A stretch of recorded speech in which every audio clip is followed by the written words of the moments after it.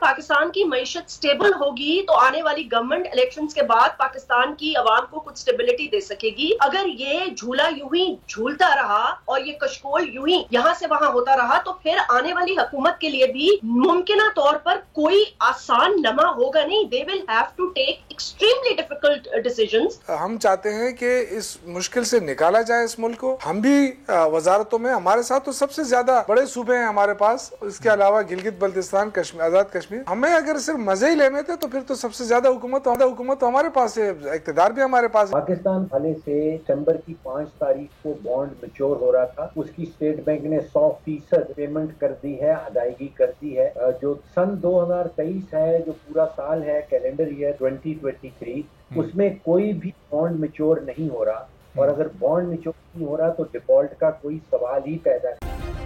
Subscribe करें और bell दबाएं ताकि कोई खबर रह न जाए।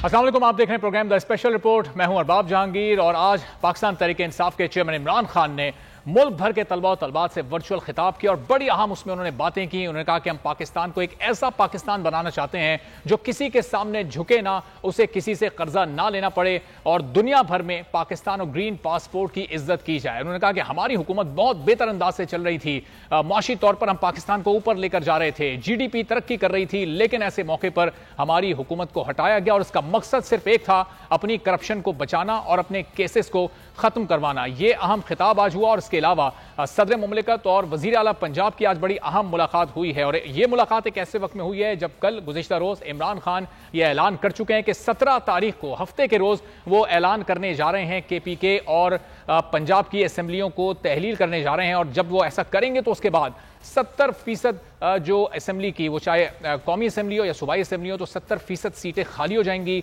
और फिर मुल्क को इलेक्शन की तरफ जाना ही पड़ेगा।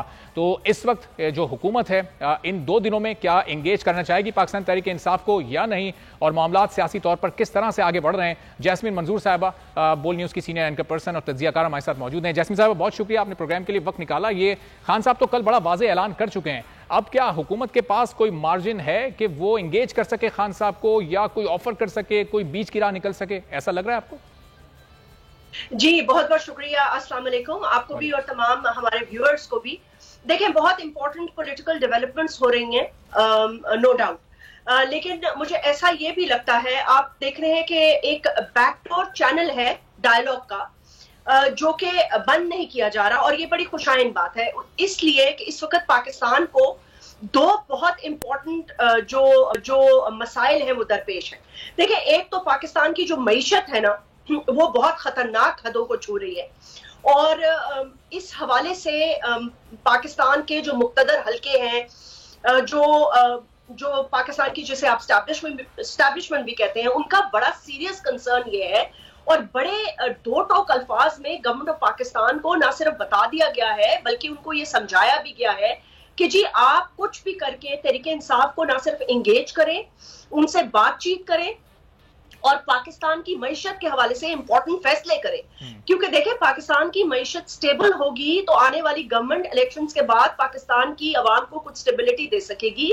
अगर ये झूला यूं ही झूलता रहा और ये कशकोल यूं ही यहां से वहां होता रहा तो फिर आने वाली हुकूमत के लिए भी मुमकिन तौर पर कोई आसान लम्हा होगा नहीं। They will have to take extremely difficult decisions, और ये खान साहब को अच्छी तरह पता है।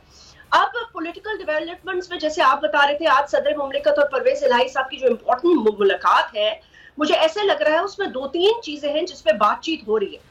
देखिए, एक तो आज ये तोशा खाना का जो केस है, जिसकी जो डेवलपमेंट हमारे सामने आई है, तो हमें ये नजर आ रहा है कि जहां खान साहब पूरी तैयारी कर रहे हैं, वहां हुकूमत भी पूरी तरह अपने मसल्स फ्लेक्स कर रही है, यानी कि वो भी एक तरीके से प्रेशर और दबाव डेवलप कर रही है तहरीके इंसाफ के chairperson former prime minister Khan साहब पे। और वो इस तरह कर रही है कि जो खान साहब बार बार कहते हैं ना, मुझे टेक्निकल तौर पर ये नॉकआउट करना चाहते हैं, वो इन्हीं केसेस के हवाले से है। तोशा खाना की आज जो समाअत मुकर्रर हो गई है और फिर उनको जनवरी के महीने में हर रोज पेश भी होना पड़ेगा, ये एक बहुत बड़ी तलवार है जो हुकूमत ने खान साहब के ऊपर लटकाई है, और उसका सिर्फ और सिर्फ मकसद ये है कि वो इलेक्शंस को डिले करना चाहते हैं। क्योंकि देखिए, इलेक्शंस तो गवर्नमेंट को सूट नहीं करते ना। अब सवाल ये पैदा होता है कि अगर खान साहब केपी और पंजाब की असेंबली तहलील कर देते हैं और खुदा ना खास्ता या फर्ज करें वो एक डेट देते हैं, ये भी पॉलिटिकल पंडित्स इस पे भी बात कर रहे हैं कि अगर वो हफ्ते के रोज आके एक डेट दे देते हैं और कहते हैं कि जी इस तारीख को हम डिसॉल्व कर रहे हैं, तो आप क्या आपको लगता है कि हुकूमत जो है वो 8 से 7 बंदे इधर उधर नहीं कर सकती? हम ये खान साहब का मुकाबला आखिर किसके साथ? उन्हीं के साथ है ना, जिन्होंने पंजाब में पहले भी ये सारे कारनामे किए। तो ये सारी बड़ी बारीकबीनी से और पेचीदगियां हैं, ये सब कुछ देखते हुए मेरे ख्याल से आगे मामला चलेंगे। अच्छा जैस्मिन साहब, ज़ाहिर खान साहब तो ये कंफर्म कर चुके हैं कि दिसंबर की ही वो कोई तारीख देंगे। अब वो 22 तारीख हो, वो 23 तारीख हो, वो 25 तारीख हो, वो कोई भी तारीख हो सकती है। आपने कहा कि इस वक्त गवर्नमेंट को इलेक्शन सूट नहीं करते, क्या 4-5 माह और गुजारने के बाद तो मुल्क की मुआशी हालत और खराब हो जाएगी? क्या उस वक्त गवर्नमेंट को ये इलेक्शन सूट करेंगे? क्योंकि अब फिर तो जो आवाम का इस वक्त गम गुस्सा है वो और भी ज्यादा बढ़ चुका होगा, महंगाई बेरोजगारी में और इजाफा हो चुका होगा। देखिए अरबाब जहांगीर, आप बिल्कुल ठीक कह रहे हैं। इलेक्शंस तो इस वक्त पीडीएम की गवर्नमेंट को बिल्कुल नहीं सूट करते ना, तो वो अपने लिए क्या तलाश कर रहे हैं? वो अपने लिए कोई ऐसा वे आउट तलाश कर रहे हैं जिसमें कि वो किसी ना किसी तरह अगर बात नहीं बनती, ये बात तहरीक इंसाफ के लोगों को भी पता है और चेयरमैन जो है खान साहब, उनको भी बहुत अच्छी तरह ये पता है कि अगर खुदा न खास्ता के अगर फर्ज करें, देखें वो असेंबली तहलील करने का कह देते हैं और दूसरी तरफ से पॉलिटिकल मोबिलाइजेशन करके जोड़ तोड़ करके रिवायती बुरी खलीज पैसे वाली सियासत करके 5 से 7 बंदों को इधर उधर करके अगर वो वोट ऑफ नो कॉन्फिडेंस या कोई ऐसी चीज मूव कर देते हैं जो कि असेंबलीज को तहलील होने से या तहरीक इंसाफ के को रोकने की कोशिश करती है उनकी इस मूव को, तो इस अरसे में इलेक्शंस, नेशनल इलेक्शंस जो है वो तो डिले होंगे ही होंगे। देखिए मुझे नहीं लगता, टू बी वेरी फ्रैंक, कि नेशनल इलेक्शंस इस वक्त इस मुआशी सूरत हाल में हो सकते हैं। मुझे ऐसे लगता है कि तहरीक इंसाफ भी कुछ कंसेंट देगी, यानी कि 2-3 महीने इधर और 2-3 महीने उधर की तो बात हो सकती है, लेकिन इससे नुकसान सिर्फ पीडीएम का है और जाहिर है अवाम का है। इस वक्त सबसे बड़ी जो पाकिस्तान के लिए जो चैलेंजिंग सिचुएशन है ना अरबाब, वो 2 है। एक आप देख रहे हैं कि पाकिस्तान की मईशत जो बहुत ही ज्यादा नाजुक दौर से, and I am really saying this, हम हमेशा कहते हैं ना जी फलाना नाजुक दौर से, पाकिस्तान नाजुक दौर नहीं, इस वक्त वाकई एक नाजुक दौर से गुजर रही है मईशत। एंड इसका इदराक तमाम उन इदारों को है जिनको ये पता है कि वॉर फुटिंग पे अगर कोई काम करना पड़े और पैसे ना हो तो आप क्या करेंगे? फिर दूसरा, 2 बॉर्डर्स बड़े वॉलेटाइल हो गए हैं आपके। सबसे बड़ी बात ये जो अफगानिस्तान से दहशतगर्दी का सिलसिला शुरू हो गया है, ये बहुत ही ज्यादा खतरनाक और पेचीदा मसला है। अगर खुदा न खास्ता ये सीज फायर जो है ये नहीं होता, आप देखिए ना फॉरेन मिनिस्टर हिना रब्बानी घर गई थी, क्या हुआ? कोई स्टेटमेंट सामने आई? कुछ नहीं आई। मतलब कोई डेवलपमेंट उस फ्रंट पे नहीं हुई है। अगर कोई डेवलपमेंट नहीं हुई है और यहाँ पर वॉलेटाइल सिचुएशन रहती है और ये दहशतगर्दी का अमल खुदा न खास्ता दोबारा शुरू हो जाता है केपी के सिलसिले में और कबायली इलाकों में, तो ये बहुत बड़ी परेशानी और लम्हे फिक्रिया होगा पाकिस्तान के लिए। लेकिन जस्मिन साहब, ज़ाहिर इस फाइनेंशियल क्रंच में ज़ाहिर आप जनरल इलेक्शन पॉसिबल नहीं है क्योंकि मुल्क इस वक्त बहुत बड़े मुआशी बहरान का शिकार है। लेकिन अगर खान साहब दोनों असेंबलियां तहलील कर देते हैं तो 370 ऑड सीट्स पंजाब की, फिर ओवरऑल मिला के इनके जो MNAs हैं जो स्पीकर के सामने फिर अपना इस्तीफा पेश करेंगे, फिर पंजाब KPK के जो लोग हैं, ये कुल मिला के कोई 600 ऑड सीट्स बन जाएंगी। तो ये 65-70% ओवरऑल पाकिस्तान का बनता है। तो एक जनरल इलेक्शन की फील हो जाएगी ना अगर हुकूमत ज़िमनी इलेक्शन भी कराती है। देखिए मुझे लगता है इतने बड़े पैमाने पे ज़िमनी इलेक्शन कराना, उसके बाद नेशनल इलेक्शंस की तरफ जाना, ये तीतर बटेर का जो खेल है ये तो नहीं चलेगा। दोनों तरफ से अब मुझे ये लग रहा है हुकूमत की इस वक्त कोशिश ये है कि वो किसी ना किसी तरह खान साहब के साथ डायलॉग करके किसी ना किसी, जिसमें आरिफ अलवी साहब सदर पाकिस्तान एक बहुत बड़ा रोल प्ले कर रहे हैं। देखिए जो डेडलॉक है ना वो इसी पे है कि खान साहब ये कह रहे हैं कि आप हमें एक डेट दें। अब गवर्नमेंट क्या चाह रही है? वो ये चाह रही है कि वो किसी ना किसी तरह खान साहब और उनके MNAs को कन्विंस करके इलेक्शन यानी कि नेशनल असेंबली में वापस ले। डेट दिए बगैर अगर तहरीक इंसाफ को वो वापस किसी तरह ले आते हैं, जो कि मुझे नहीं लगता खान साहब इनके जान से आने वाले हैं। साहब आप कह रहे हैं कि खान साहब जाहिर कह रहे हैं कि एक डेट दें, वो क्या डेट मांगने जरा ये पूछ लेते हैं। शहीद साहब पाकिस्तान तहरीक इंसाफ के सीनियर रहनुमा हमारे साथ मौजूद हैं। शौकत साहब, क्या डेट खान साहब चाहते हैं? और 17 तारीख को ऐलान जो होगा असेंबलियों की तहलील का, दिसंबर की कोई तारीख दी जाएगी? कोई तारीख अभी तक खान साहब ने आप लोगों से डिस्कस की है? बिस्मिल्लाहिर्रहमानिर्रहीम। देखिए जी, पहली बात यह कि हम सबको पाकिस्तान के बारे में सोचना चाहिए। इस वक्त आप देखें कि जिन लोगों के हाथों में पाकिस्तान, वो अवाम भी मुश्किल में है, पाकिस्तान भी मुश्किल में है और सिर्फ वो अपने ज़ात के लिए लगे हुए हैं। जो भी हुक्मरान है इस वक्त, वो सिवाय अपने जो उनके करप्शन के केसेस हैं उनको किसी तरीके से ख़त्म करे, एक से एक दूसरा तीसरा एनआरओ देते जा रहे हैं और एंट्री उनकी हो रही है। तो ये कितनी बड़ी बदकिस्मती है कि इस मुल्क में एक तरफ हम चाहते हैं कि इस मुश्किल से निकाला जाए इस मुल्क को। हम भी वजारतों में, हमारे साथ तो सबसे ज़्यादा 2 बड़े सूबे हैं हमारे पास, इसके अलावा गिलगित बल्तिस्तान, आज़ाद कश्मीर। तो हमें अगर सिर्फ मज़े ही लेने थे तो फिर तो सबसे ज़्यादा हुकूमत तो हमारे पास है, इक़्तिदार भी हमारे पास है। लेकिन मसला ये है कि जो 27 किलोमीटर की हुकूमत है ना, वो चला नहीं पा रही है और बैरूनी कर्जे भी बढ़ते जा रहे हैं, कर्जे बढ़ते जा रहे हैं। बढ़ाएंगे प्रोग्राम में, अभी लेंगे एक ब्रेक, देखते रहिए बोल न्यूज़।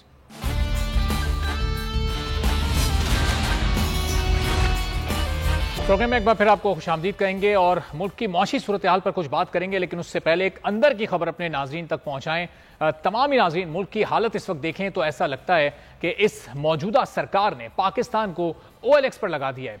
पाकिस्तान की हर चीज को बेचा जा रहा है। पाकिस्तान के बहुत से असासे तो पहले से गिरवी रखे गए हैं। सैलाब मुतासरीन के लिए जमा इमदाद भी खत्म कर दी गई है। सैलाब से मुतासरा कुछ इलाकों में अभी भी पानी निकाला नहीं जा सका। सूरत हाल वहां बहुत खराब है। सिंध हुकूमत ने कोई घर बनाया, ना ही वफाकी हुकूमत ने उनकी कोई मदद की है, बल्कि बैरून मुल्क से जो बड़े पैमाने पर आए खेमे थे वो भी गायब कर दिए गए। और अब ताज़ा खबरों के मुताबिक अमेरिका में मौजूद महंगे तरीन एरिया में रोजवेल्ट होटल को मार्केट से कम कीमत पर बेचा जा रहा है। ये वही होटल है जिसके मुतालिक मौजूदा हुकूमत और साबका हुकूमत की अपोजिशन ये इल्जाम लगाती थी कि इमरान खान ने कौमी असासे को कोड़ियों के भाव बेचने का प्लान बना लिया है। सिर्फ रोजवेल्ट होटल ही नहीं, बल्कि अमेरिका में पाकिस्तानी सिफारत खाने की पुरानी कीमती इमारत को भी बेचा जा रहा है। और वॉशिंगटन की मारूफ R स्ट्रीट पर मौजूद इमारत, जो 1950 की दहाई से 2000 की दहाई तक सिफारती किला था, अब बाजार में फरोख्त के लिए तैयार है।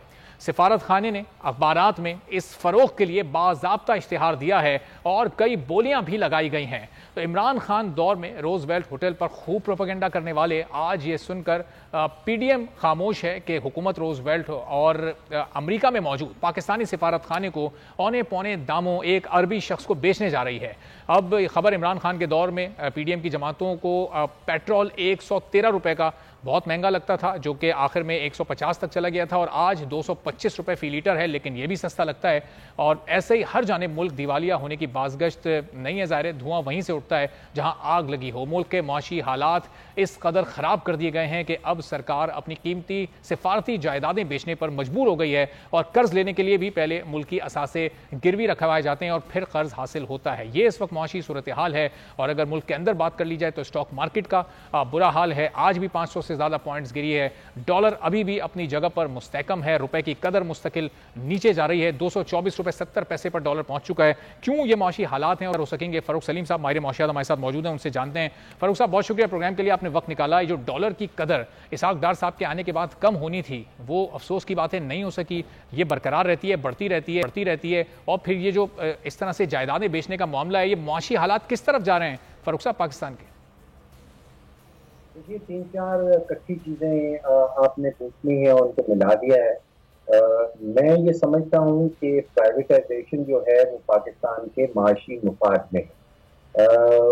प्राइवेटाइजेशन का जो कानून है पाकिस्तान में वो ये कहता है कि जो भी चीज़ प्राइवेटाइज की जाएगी उसका 90% जो रेवेन्यू आएगा वो कर्जा जात उतारने के लिए इस्तेमाल किया जाएगा। हुकूमत के जो असासे हैं जो नुकसान कर रहे हैं या हुकूमत की किसी काम के नहीं है, अगर उनको प्राइवेटाइज किया जाता है और प्राइवेटाइजेशन 90% इस्तेमाल की जाती है कि कर्जा जात कम कर लिए जाए, तो मैं समझता हूँ कि this is a step in the right direction.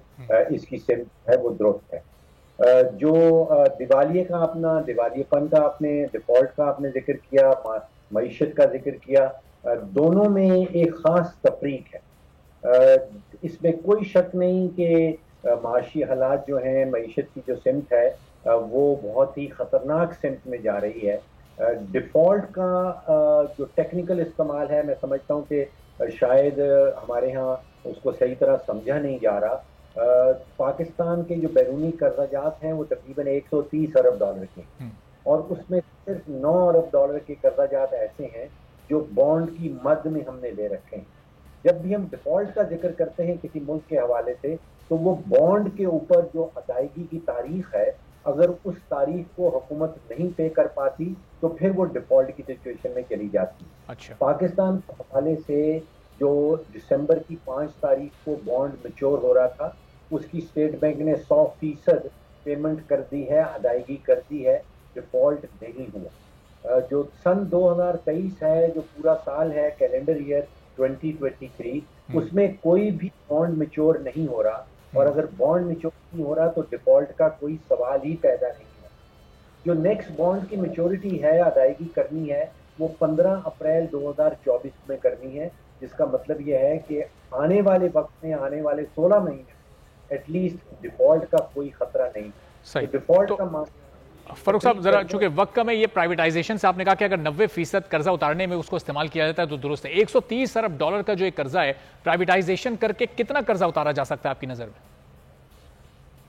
मेरी नज़र में जो इस वक्त हुकूमत के पास मुसाफाजात हैं, जो पब्लिक सेक्टर एंटरप्राइज कहलाती हैं, तकरीबन 195 ऐसे इदारे हैं, बहुत सारी कंपनीज पब्लिक में ट्रेड हो रही हैं इस वक्त। मेरे तखमीने के मुताबिक 25 से 30% बैरूनी कर्जा उतारा जा सकता है। अच्छा। अगर 100% प्राइवेटाइजेशन कर दी जाए। ठीक है, चलें, बहुत बहुत शुक्रिया। फारूक सलीम साहब माहिर माशियात हमारे साथ मौजूद थे और बता रहे थे से जो 25 से 30% इस वक्त मुल्क पर मजमूई तौर पर कर्जा है, अगर 100% उसको इस्तेमाल किया जाए कर्जा उतारने में तो उसको उतारा जा सकता है। $130 अरब इस वक्त फारूक सलीम साहब की मालूमात के मुताबिक मुल्क पर कर्जा है। तो ये इस वक्त सूरत हाल है और प्राइवेटाइजेशन को इस वक्त वो मुल्क की मफाद में करार दे रहे हैं। अब जनाब, बोल बाजार में इस वक्त सूरत हाल क्या है? स्टॉक मार्केट जो कि आज इसका आगाज 613 पॉइंट्स की मंदी के साथ हुआ था, जब दिन खत्म हुआ तो भी 590 पॉइंट्स इसमें मंदी रही है। क्यों ये मंदी रही, क्यों मार्केट इतना खराब परफॉर्म कर रही है? कफील अहमद हमारे साथ मौजूद हैं, उनसे जानेंगे। कफील, आज क्या वजूहात हैं इतने ज्यादा पॉइंट्स की गिरावट की? देखिए, आज कारोबार का चौथा रोज था और मार्केट में जो है अगर हम बात कर लें तो सेंटीमेंट खासा नेगेटिव जो है वो रहा है, और इख्तिताम पर मार्केट में जो है वो 552 पॉइंट्स की कमी रिकॉर्ड की गई और जो 100 इंडेक्स है वो 41,189 के लेवल पर बंद हुआ है। 349 कम्युनिकेशन में कारोबार हुआ तो जिसमें 259 प्लस है और 275 जो है इजाफा देखा गया है। ओवरऑल जो हमारी बात हुई है, सेंटीमेंट खासा नेगेटिव है। जो खबरें हैं इकोनॉमी की सिचुएशन और उसके बाद जो म्यूचुअल फंड की यहाँ से आज जो तमाम जो अपनी सेल आउट की गई, उसके बाद मार्केट में खासा नेगेटिविटी देखी गई है और 1.34% जो है वो कमी रिकॉर्ड की गई है मार्केट के अंदर। इसी तरह अगर हम बात कर लें इंटरबैंक मार्केट की तो उसमें जो डॉलर है वो 224 रुपए 71 पैसे में बंद हुआ है। मनफी रुझान मार्केट में देखा गया, आपसे मजीद भी आने वाले दिनों में जानते रहेंगे। और जनाब, कल दूसरा सेमीफाइनल हुआ फुटबॉल वर्ल्ड कप का। इतवार को फाइनल अब अर्जेंटीना और फ्रांस के दरमियान खेला जाएगा और कल फ्रांस ने मराकश को एक तरफा मुकाबले के बाद 2-0 से शिकस्त दे दी है। अब हमने देखा कि फ्रांस ने भी अपने खिलाफ कोई गोल स्कोर नहीं होने दिया और जब अर्जेंटीना ने मैच 3-0 से हराया था क्रोएशिया को तो उसके खिलाफ भी कोई गोल स्कोर नहीं हुआ था। अबरार साहब इस वक्त फुटबॉल कोच हैं, हमारे साथ मौजूद हैं, उनसे इस पूरी सिचुएशन पर बात करते हैं कि कौन सी टीम अब फाइनल में फेवरेट है। तो अबरार साहब, आप क्या समझते हैं? अर्जेंटीना ने 3 गोल स्कोर किए सेमीफाइनल में, कल फ्रांस ने भी 2 गोल किए और दोनों का डिफेंस बड़ा जबरदस्त है, कोई गोल इनके खिलाफ नहीं हुआ। फाइनल में कौन फेवरेट होगा? अस्सलाम वालेकुम वरहमतुल्लाहि वबरकातुहू। सर, जैसे कि आपको पता है कि अर्जेंटाइन की टीम है फेवरेट टीम है और जो फ्रांस की टीम है वो दिफाई चैंपियन है। दोनों टीमें डिफेंस की एक आला मेयार रखती है, डिफेंस बहुत अच्छा है दोनों का। लेकिन जिस तरह मेसी की क्लास है, आपको पता है कि मेसी की एक क्लास है, जिस तरह उन्होंने जो है ना जो तीसरा गोल किया था रशिया के खिलाफ, अब जो वर्ल्ड के अच्छे डिफेंडर हैं डेजी, उसको लेके गए और बॉल कन्वर्ट किया और असिस्ट करवाया। तो मुझे लगता है कि अर्जेंटाइन फेवरेट टीम है और इंशाल्लाह अर्जेंटाइन जो है ना ये फाइनल जीतेगी, क्योंकि मेरी खुद फेवरेट टीम जो है ना अर्जेंटाइन है। तो ब्राजील भी बहुत अच्छी टीम है और लेकिन बहुत अच्छा मुकाबला होगा। फ्रांस फाइनल में अर्जेंटीना के मध्य मुकाबले। चले, बहुत बहुत शुक्रिया। मोहम्मद अल कोच हमारे साथ मौजूद थे, कह रहे थे कि अर्जेंटाइन इस वक्त फेवरेट टीम है। अब देखना होगा इतवार को फाइनल में क्या कुछ होता है। आज के प्रोग्राम से फिलहाल इतना ही, इजाजत दीजिए, अल्लाह हाफिज।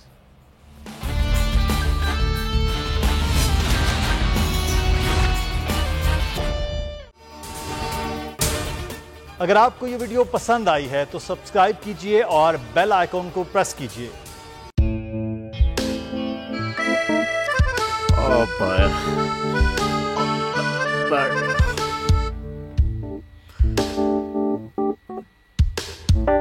इंतशार से निकलने का वाहिद हल इंतखाबात हैं। हकीकी आज़ादी मार्च आज रवा। हाँ, आयत के मुताबिक अगर आप उसको ये रिपोर्ट दे दे तो मैं आपको अपनी 4 सीटें खरीद दूंगा। मौलाना हाँ साहब, वो जो रिमोट हमें दे दे और वो जो नीली पीली चैनल है वो लगाए। जाओ शबास, हम ऐसा टीवी देखते ही नहीं जिसका रिमोट हमारे हाथ में ना हो। और यहाँ पे कोई 2 नंबर ही नहीं चलेगी। और हम कोई गुलाम है जो आप रिमोट मांगे हम दे दें? Absolutely not. यहाँ पे सिर्फ पाकिस्तान का नंबर 1 चैनल चलेगा, बोल, जो हकीकी सहाफत की जंग लड़ रहा है। पाकिस्तान के लिए कोई और नहीं, सिर्फ बोल खड़ा है। आप सब भी बोल देखें।